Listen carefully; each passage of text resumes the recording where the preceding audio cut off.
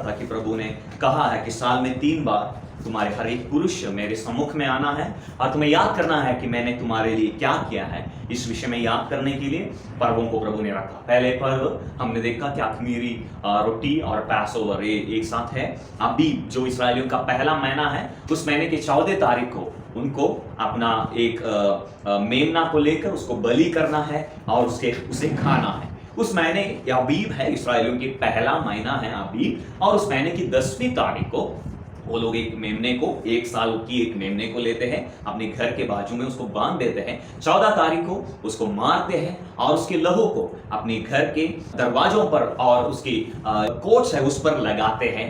और ये दिखाता है कि कैसे जब इस्राएली मिस्रईम में थे, प्रभु ने मिस्रईम की हर एक पहलौठे को मारा था। हर एक परिवार में पहले बच्चे को मार दिया था, जानवरों में और मनुष्यों में, लेकिन खून की वजह से, लहू की वजह से उनको बचाया गया। उसके याद के लिए इस्राएलियों को ये करने के लिए परमेश्वर ने बताया था। और 14 तारीख से लेकर उनको अख़मीरी रोटी खाना था। खमीर ईस्ट यूज बिना किए, वो सूखा जो रोटी है, जो साधारण रोटी है, उसे उनको खाना था कि प्रभु को वो याद करते थे कि प्रभु अद्भुत रीति से उनको चलाया। और अख़मीरी रोटी अशुद्धता को, हालेलुया, अपवित्रता को उनके अंदर से हटाना है। और जब प्रभु सिनाई के पर्वत पर प्रकट होता है, पिछले दिन हम मनन कर रहे थे, प्रभु सिनाई पर प्रकट होने से पहले कहा 2 दिन के लिए अपने लोगों को कहो शुद्ध हो जाओ और अपने आप को शुद्ध करो। आप तुम्हारे घराने में, तुम्हारे तंबुओं में कोई अशुद्धता मुझे दिखना नहीं चाहिए। हमारा परमेश्वर एक पवित्र परमेश्वर है। वो पाप से घृणा करता है, लेकिन वो पापियों को प्यार करता है। वो लोगों से प्यार करता है, लेकिन उनकी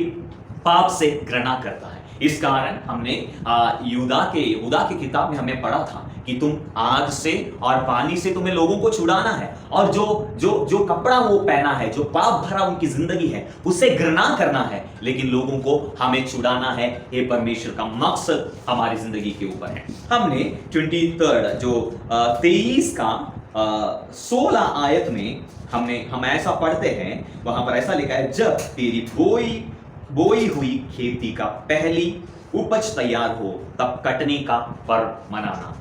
पढ़ेंगे 23 का 16, जो 23 का 16 आयत में तीसरे पर्व के बारे में, 3rd फेस्टिवल के बारे में प्रभु का वचन कहता है, जब तेरी बोई हुई खेती की पहली उपज तैयार हो तब कटनी का पर्व मनाना। ये लोग पहले महीने में 3 पर्व है इनकी। पहले 14 तारीख में इनका पर्व है पैसओवर, जो पेसहा कहलाया जाता है, और दूसरे इनका पर्व होता है अनलीवेंड ब्रेड का। और इस अनलीवेंड ब्रेड के कंटिन्यूएशन में ही हालेलुया 16 तारीख को इनका पर्व प्रभु ने जैसे इनको दिया था, वो पर्व है जो पहलौठा का पर्व, जो फर्स्ट फ्रूट का पर्व। पुराने नियम में, परमेश्वर के वचन में प्रभु ने आदेश दिया था, तुम्हारे घर में जो भी पहला जन्म होता है वो परमेश्वर के लिए है। और ये लोग अपनी खेती से, अपने जानवरों से, जो भी उसका पहला जन्म होता था, उसको परमेश्वर को देता था। देखो, हमारा परमेश्वर हमसे कुछ चाहता है, और जब परमेश्वर हमसे कुछ पूछता है, वो हमारा सबसे उत्तम वस्तु हमसे मांगता है, क्योंकि प्रभु देखता है कि क्या हम प्रभु को प्रथम स्थान अपने जीवन में देते हैं। इस्राएलियों के तंबुओं पर, इस्राएलियों के घर पर कोई मौत नहीं हुआ जब वो मिस्रईम में थे, लेकिन मिस्रईम के हर एक परिवार के अंदर पहला मारा गया था। लेकिन इस्राएलियों को प्रभु ने अद्भुत रीति से बचाकर, उनको संभाल कर रखा, ताकि उनके पहलौठे में से एक भी नष्ट ना हो। लेवी व्यवस्था 23 उसका 9, 10 और 11। फिर यहोवा ने मूसा से कहा, इस्राएलियों से कह कि जब तुम इस देश में प्रवेश करो जिसे यहोवा तुम्हें देता है, और उसमें खेत काटो, तब अपने अपने पक्के खेत की पहली उपज का फूला याजक के पास ले आया करना, और वह उस फूले को यहोवा के सामने हिलाए कि वह तुम्हारे निमंत्र ग्रहण किया जाए। वह उसे विश्राम दिन के दूसरे दिन हिलाए, और जिस दिन तुम फूले हिलाओ उसी दिन 1 वर्ष का निर्दोष भेड़ के बच्चे को यहोवा के लिए होम बलि चढ़ाना। तो ये तीसरा उनका पर्व है जो प्रभु ने उनको दिया था। ये पहले महीने में ही है, ये तीनों फेस्टिवल एक साथ है। हालेलुया। और प्रभु कहता है पहला चीज तुम प्रभु को देना है और प्रभु की महिमा करना है। हालेलुया। तो इस्राएलियों के लिए 2 हार्वेस्ट था, 6 month of cultivation they had. Their first harvest, उनका पहला उनका कटनी पहले महीने में था और उनकी दूसरी कटनी 7वें महीने में था। सिर्फ खेतों के लिए ही नहीं, हर इस्राएली के पहले संतान प्रभु के लिए दिया जाता था और प्रभु ने कहा उसको देना है। और पहलौठे का एक अधिकार इस्राएलियों के ट्रेडिशन में अलग था। जो पहला बेटा है वो अपने पिता के सारे संपत्ति का आधा भाग उसको देता है और बाकी भाइयों में बहनों में बांटा जाता है। प्रभु यीशु मसीह हमारे लिए भी पहलौठा है। मरे हुए में से पहलौठा बनकर प्रभु यीशु मसीह जी उठा। ये उस दिन हुआ, वहां पर लिखा है शब्बत के अगले दिन तुम लोग इस फर्स्ट फ्रूट के ऑफरिंग को लेकर आना। देखो पसहा 14 तारीख को है, जो उनके हाई पैसओवर से पहले है। उस 14 तारीख पासओवर के दिन प्रभु यीशु मसीह मारा गया और उस पूरा हफ्ता उनके लिए अनलीवेंड ब्रेड, अखमीरी रोटी का दिन है, उस पासओवर में गया। और 16 तारीख को उनके लिए संडे है, सबत के बाद का पहला दिन, वो फर्स्ट फ्रूट का दिन है, पहलौठे का दिन है। और प्रभु यीशु मसीह उस पहलौठे के दिन, जो सप्ताह की पहला दिन है, उस दिन प्रभु यीशु मसीह जी उठा। और परमेश्वर के वचन में ठीक कहता है कि प्रभु यीशु मसीह उससे कैसे संबंधित है। पहले कुरिन्थियों का किताब उसका 23, पहले कुरिन्थियों उसका 23 का 20वीं आयत से लेकर हम जब पढ़ते हैं, कैसे हम पहचान सकते हैं प्रभु यीशु मसीह कैसे हमारे लिए पहलौठा ठहरा, इस विषय में हम जान सकते हैं। हालेलुया। सचमुच मसीह मुर्दों में से जी उठा और जो सो गए थे उनमें से पहला फल हुआ। हालेलुया।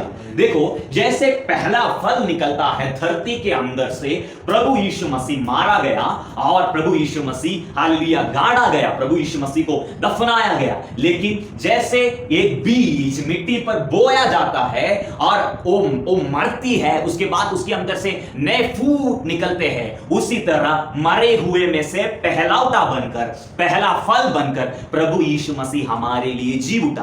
पहलौठा का मतलब यह है कि देखो फर्स्ट बोर्न का मतलब है उसके बाद भी बहुत लोग पैदा हुए हैं। एकलौता का अर्थ यह होता है सिर्फ एक ही बेटा, एक ही बच्चा है।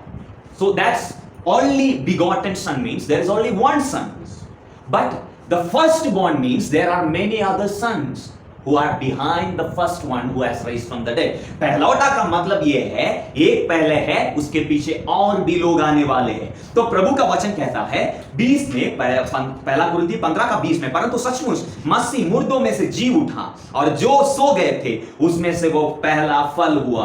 क्योंकि जब मनुष्य द्वारा मृत्यु आई तो मनुष्य ही द्वारा मरे हुओं का पुनरुत्थान भी आया। और जैसे आदम में सब मरते हैं वैसे ही मसीह में सब जिलाए जाते हैं, परंतु हर एक अपनी बारी से। पहला फल मसीह, फिर मसीह के आने पर उसके लोग। देखो पहला हार्वेस्ट ये है प्रभु यीशु मसीह मुर्दों से जी उठा। प्रभु यीशु मसीह पहला फल है और हम सब जी उठेंगे प्रभु के साथ, क्योंकि प्रभु का वचन कहता है मुर्दों से पहला उठा प्रभु यीशु मसीह जी उठा। इसका मतलब है उसके पीछे अनेक लोग जो हम उस पर विश्वास करते हैं, हम भी मौत को हराकर जी उठेंगे। हालेलुया। और इस कारण प्रभु का वचन कहता है हमें मौत का भय नहीं है, हमें शैतान का डर नहीं है, क्योंकि प्रभु यीशु मसीह ने मौत को हराया। उस समय तक मौत के बाद की जिंदगी के बारे में किसी को कोई अंदाजा नहीं है, कोई नहीं जानते कि मौत के बाद उनकी जिंदगी है। जिंदा रहना ही उनका सबसे बड़ा मकसद था, क्योंकि मौत के द्वारा इस धरती से वो अलग, इस जीवन से वो अलग। लेकिन प्रभु यीशु मसीह मुर्दों से जी उठकर उनको दिखाया, दुनिया को यह संदेश दे रहा है कि मौत से कुछ अंत नहीं होता। मौत में हम बोए जाते हैं मिट्टी में, लेकिन मिट्टी के अंदर से जैसे फूट निकलते हैं बीज, उस तरह जो मसीह में मरे हैं वो जी उठेंगे। मसीह पहला फल है, उसके पीछे पीछे अनेक लोग जी उठने वाले हैं। तो परमेश्वर का वचन इस पहले उपज के विषय में कहकर हमें यह सिखाना चाहता है कि प्रभु यीशु मसीह हमारा पहला उपज है परमेश्वर के सामने। वो जी उठा और उसके साथ अनेक लोग जी उठे जाते हैं। हालेलुया। और फर्स्ट फ्रूट की इस फेस्टिवल को हालेलुया। ईसाई समाज में ईस्टर के नाम में माना जाता है और इस कारण प्रभु यीशु मसीह के जी उठने को वो निदान करता है। हालेलुया। देखो, जब प्रभु यीशु मसीह जी उठा, वो ये दिखाता है कि हम भी एक दिन उसी तरह जी उठेंगे। मौत का हक हमारे ऊपर नहीं है, क्योंकि परमेश्वर का वचन कहता है मैं उसको मौत के लिए नहीं दूंगा, मैं उनको पाताल के अधीनता में नहीं छोड़ूंगा। होशिया की किताब 13 अध्याय उसका 14 आयत। मैं उसको अधोलोक के वश से छुड़ा लूंगा, मैं उनको अधोलोक के वश से छुड़ा लूंगा और मृत्यु से उसको छुड़ा कर दूंगा, और मृत्यु से मैं उसे छुड़ा कर दूंगा। हाँ। हे मृत्यु, हे मृत्यु, तेरी मारने की शक्ति तेरी मारने की शक्ति कहाँ रही? कहाँ रही? हे अधोलोक, तेरी नष्ट करने की शक्ति कहाँ रही? हे अधोलोक, तेरी नष्ट करने की शक्ति कहाँ रही? मैं फिर कभी नहीं पछताऊंगा, मैं फिर कहीं नहीं पछताऊंगा। पुराने नियम में ही प्रभु ये वायदे को देता है कि मैं मौत और अधोलोक के मुंह से अपने लोगों को बचाऊंगा, क्योंकि पुराने नियम के लोग जब मरते थे वो धरती के अधोभाग में, शियोल में, जहां पर विश्राम स्थान है, वहां जाते थे, अधोलोक में उतर जाते थे। लेकिन प्रभु यीशु मसीह जब मरा और प्रभु यीशु मसीह अपने प्राण को छोड़ दिया, उस समय हम वचन में, नए नियम में हम पढ़ते हैं कि पुराने नियम के पवित्र लोगों का खबर खुल गया और वो जी उठे और स्वर्गीय परदीसा में वो बैठ गए। हालेलुया। देखो, पुराने नियम में लोग जब मरते थे, धरती के अधोभाग में रखा हुआ शियोल, ये प्रभु के वचन में कहता है, आप पढ़ सकते हो भजन संख्या 16 का 10 में, क्योंकि तू मेरे प्राण को अधोलोक में न छोड़ेगा, न अपने पवित्र भक्त को सड़ने देगा। ये प्रभु यीशु मसीह के विषय में दाऊद पवित्र आत्मा से भरकर भविष्यवाणी के रूप में बताया है कि प्रभु यीशु मसीह के शरीर को अधोलोक के लिए नहीं छोड़ेगा और प्रभु यीशु मसीह के शरीर को सड़ने नहीं छोड़ेगा। देखो, दाऊद मरा, दाऊद का शरीर सड़ गया, अधोलोक में उतरा है, लेकिन प्रभु यीशु मसीह मौत के बाद प्रभु धरती के अधोभाग में गया और पुराने नियम के पवित्र लोगों को छुड़ा कर लेकर आकर स्वर्गीय परदीसा में वहां पर बैठा दिया और मुर्दों से अभी तक कोई जीव नहीं उठा है। प्रभु यीशु मसीह ने लाजर को जिलाया, लेकिन लाजर वापस मर गया, लेकिन मौत के अंदर से कोई आत्मा वापस उठकर नहीं आया है। अभी तक जो भी इस धरती में मरा है वो कभी जीव नहीं उठा है। लेकिन प्रभु यीशु मसीह मौत को कैसे हराया? मौत का ताकत यह है कि हमेशा के लिए किसी को ग्रसित कर रख सकते हैं। पाताल का अधिकार यह है कि मौत तक एक आदमी का जिंदगी है, उसके बाद पाताल की अधीनता में उसकी आत्मा है। लेकिन प्रभु यीशु मसीह पाताल और मौत को हराया, अपनी मौत के द्वारा वो मरा, लेकिन पाताल की अधीनता में नहीं गया, वो मुर्दे में से पहलौठा बनकर जी उठा और मौत को हमेशा के लिए हरा दिया। इसलिए हम गाते हैं, मौत का हक हमारे ऊपर नहीं है, शत्रु का हक हमारे ऊपर नहीं है, क्योंकि होशिया की किताब में हमने पढ़ा, मैं उनको मौत के लिए नहीं छोड़ूंगा, पाताल की अधीनता में मैं उनको नहीं छोड़ूंगा। प्रभु यीशु मसीह जब अपनी कलीसिया से कहता है, the gates of hell shall not prevail over you, अधोलोक की फाटक तुम्हारे ऊपर प्रबल नहीं होगी। मौत, अधोलोक शैतान की जगह है, वहां उसकी योजनाएं होती है। प्रभु का वचन कहता है, मैं अपनी कलीसिया को खड़ा करूंगा और अधोलोक की फाटक उसके विरुद्ध में प्रबल नहीं हो सकते, क्योंकि मौत और अंधकार के ऊपर, अधोलोक के ताकतों के ऊपर, शैतान की ताकतों के ऊपर यीशु मसीह जी उठकर उसने यह स्थापित किया है कि मौत किसी को ग्रसित कर नहीं रख सकता, अंधकार की ताकत किसी को ग्रसित कर नहीं रख सकता। हम परमेश्वर के नए जीवन को पाए हैं, हम यीशु मसीह की तरह जी उठने वाले हैं। हालेलुया। क्योंकि लाजर को जिलाते समय प्रभु यीशु मसीह ने कहा, जो मुझ पर विश्वास करता है वो मरेगा तो भी वो जी उठेगा। हालेलुया। क्योंकि पहलौठा बनकर प्रभु यीशु मसीह हमारे लिए जी उठा है। और इस पहले उबर्स का ये पर्व हमें ये दिखाता, ये दर्शन देता है, एक आ रहा है जो पहलौठा बनकर मुर्दे में से जी उठने वाला है। हालेलुया। रेवलेशन की किताब, प्रकाशित वाक्य पहला अध्याय उसके 18 में प्रभु यीशु मसीह के विषय में जब वहां पर वर्णन करते हैं, वहां पर ऐसा लिखा है, मैं मर गया था, अब देख मैं युगायुग जीवित हूं और मृत्यु और अधोलोक की कुंजियां मेरे पास है। प्रभु यीशु मसीह कहता है, मैं मरा था, अब देख मैं युगायुग जीवित हूं और मृत्यु और अधोलोक की कुंजी मेरे पास है। मौत और अधोलोक। अधोलोक नरक को दिखाता है, अधोलोक शैतान और उसकी सेना की रहने की जगह को दिखाता है। प्रभु यीशु मसीह कहता है मैं मरा और मैं जी उठा, और मैं जी उठा तो हमेशा के लिए मैं जी रहा हूं और मौत मेरे ऊपर कब्जा नहीं कर सकता। और प्रभु कहता है अधोलोक के कुंजियां अभी मेरे पास है, किसी को मौत से अनंत जीवन तक ले जाने की अधिकार मेरे हाथ में है। प्रभु यीशु मसीह जब अपनी कलीसिया को कहता है कि फाटक तुम्हारे ऊपर प्रबल नहीं होगी, प्रभु यीशु मसीह पतरस से कहता है मैं तुझे स्वर्ग की कुंजियां दे रहा हूं, जो तू धरती पर बांधेगा वो स्वर्ग पर बांधा जाएगा, तू जो तू धरती पर खोलेगा वो स्वर्ग में खुला जाएगा। तो अधिकार मौत के ऊपर, अधिकार पाप की शक्ति के ऊपर, अधिकार अंधकार के ताकत के ऊपर प्रभु ने हमें दिया है, क्योंकि प्रभु मरा और जी उठकर हमारा पहलौठा बन गया। और यह दिखाता है कि हम भी जी उठेंगे। मौत और अंधकार का ताकत के अधिकार हमारे ऊपर नहीं है, क्योंकि वो मौत को मौत से हराया, वो खुद मरकर मौत से हमें बाहर निकाला है और हमें अनंत जीवन दिया है। Hallelujah, hallelujah. क्योंकि प्रभु के वचन इब्रानियों की किताब उसकी 2 अध्याय 14 और 15 आयत में, इसलिए जबकि लड़के मांस और लहू के भागी है, तो वह आप भी उनके समान उनका सहभागी हो गया, ताकि मृत्यु के द्वारा उसे जिसे मृत्यु पर शक्ति मिली थी अर्थात शैतान को निकम्मा कर दे। देखो प्रभु का वचन कहता है शैतान को मृत्यु के ऊपर अधिकार था। मनुष्य को जब प्रभु ने बनाया था, प्रभु नहीं चाहता था कि वो मारे, वो प्रभु के साथ हमेशा जिए। लेकिन जब उन्होंने पाप किया, शैतान का हक मनुष्य के ऊपर आ गया और शैतान का अधिकार, मौत का अधिकारी शैतान बन गया और मौत के द्वारा हमेशा के लिए लोगों को, आत्माओं को अपना अधीन कर दिया। लेकिन प्रभु यीशु मसीह कहता है लड़के जैसे लोग मांस और लहू में थे, इसीलिए वो भी अपनी स्वर्गीय महिमा, अपनी आत्मा वाली शरीर को छोड़कर मांस और लहू में आया। मतलब वो शारीरिक रूप लिया, हमारी जैसे शारीरिक रूप लिया, और हमारी ताकि मृत्यु के द्वारा, ताकि वो भी मृत्यु सहे और मृत्यु पर शक्ति मिली थी, जिसको अर्थात शैतान को निकम्मा करे। 15 और जितने मृत्यु के भय में मारे जीवन भर दासत्व में फंसे थे उन्हें छुड़ा ले। देखो प्रभु यीशु मसीह को वहां पर हमारे बड़े भाई की तरह रिप्रेजेंट किया है। He is our elder brother.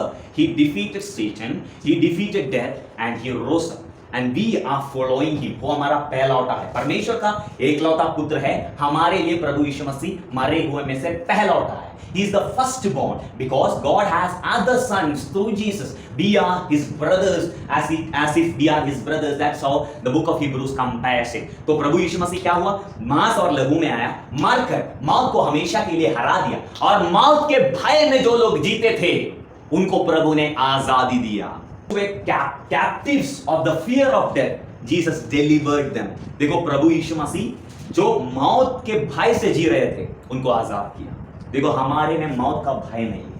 हम जानते हैं कि अगर हम मरे तो उसके साथ हम हमेशा के लिए जी सकते हैं। दुनिया के लोगों को मौत से डर है, क्योंकि वो उनको इस जिंदगी के बाद क्या होगा उसका कोई निश्चय नहीं है। लेकिन प्रभु यीशु मसीह हमें निश्चय देता है कि मौत के बाद तुम आजाद हो, तुम मेरी उपस्थिति में आने वाले हो, क्योंकि मौत के भय से वो ग्रसित थे। हम भय से ग्रसित नहीं हैं, हम आजादी में जीते हैं। हम किसी विषय का भय हमारे अंदर नहीं है। मौत का भय डालकर लोगों को, मौत जीते जीते लोगों को वो मार रहे थे, क्योंकि वचन ऐसा ही लिखा है, जितने मृत्यु के भय के मारे जीवन भर दासत्व में फंसे थे।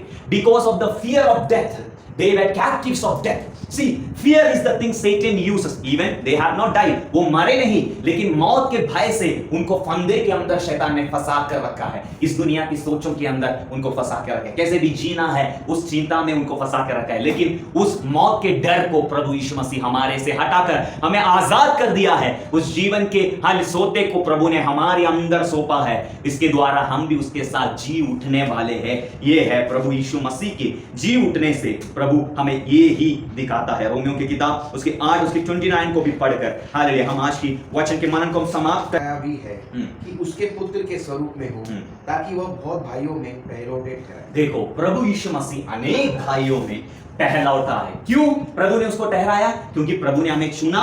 वहां पर ऐसा लिखा है, क्योंकि उन्होंने पहले लोगों को जाना, उसको पहले से ठहराया और अपने पुत्र के स्वरूप में, so that you might be changed to his image.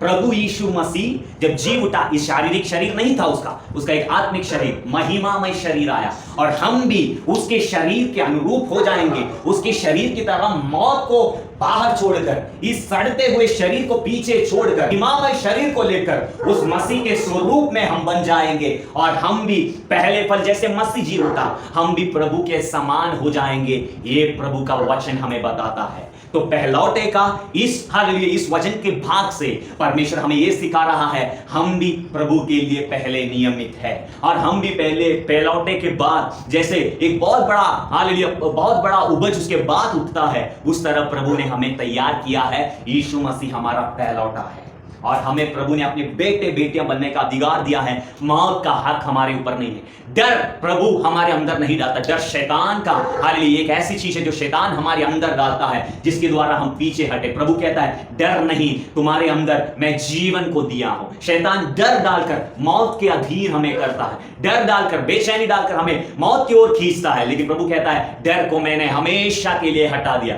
तुम्हें कुछ बात की डरने की जरूरत नहीं है। प्रभु यीशु मसीह ने कहा उन लोगों से मत डरो जो तुम्हारे शरीर को दंड दे सकते हैं, तुम्हारी शारीरिक मौत की ओर ले जा सकता है। प्रभु ने कहा उससे डरो जो तुम्हें, हमारी आत्मा को अनंत काल के लिए नरक में डाल सकता है, उससे डरो, मनुष्य से ना डरो। मसीह कहता मैं मरा हुआ था लेकिन मैं हमेशा के लिए जी रहा हूं।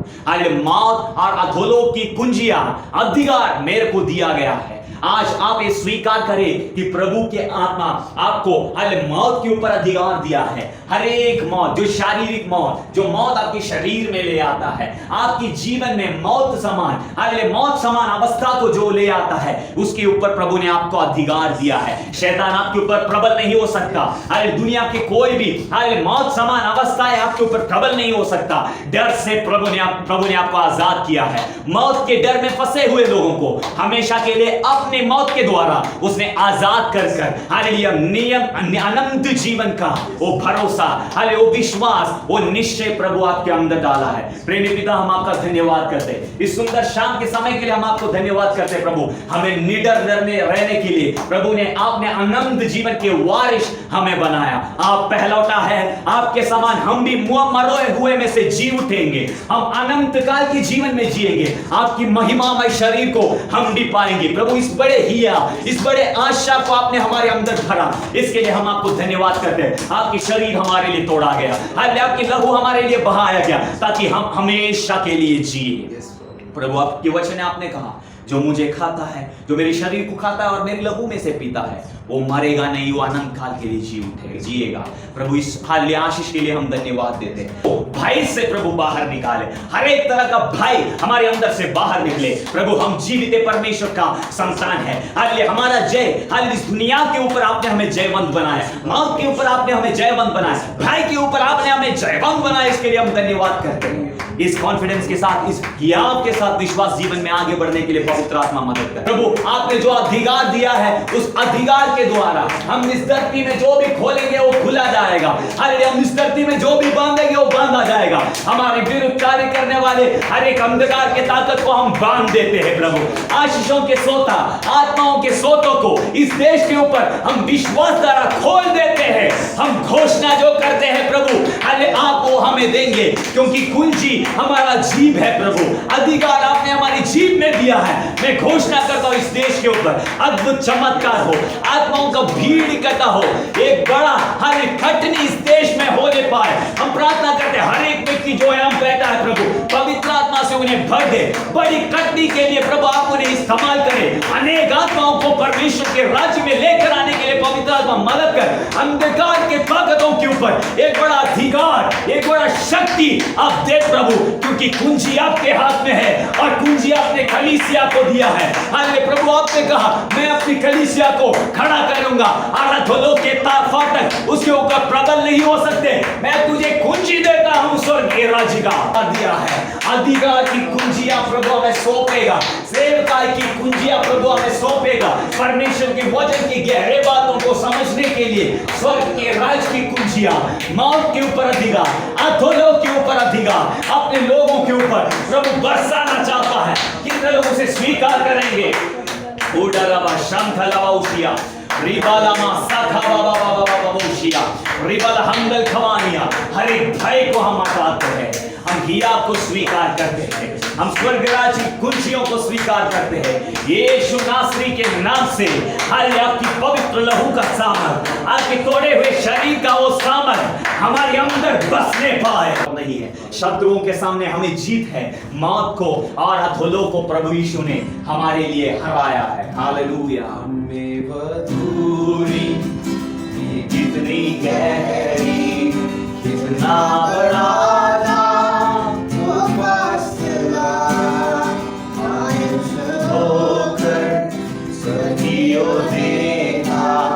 निराशा में तेरा नाम लिया। अंधकार हटाकर तेरी मोहब्बत से मेरा दिल तूने भर दिया। पूरा हुआ सब लिखा गया, यीशु मसीह तू है आशा मेरी। सोचा को छोड़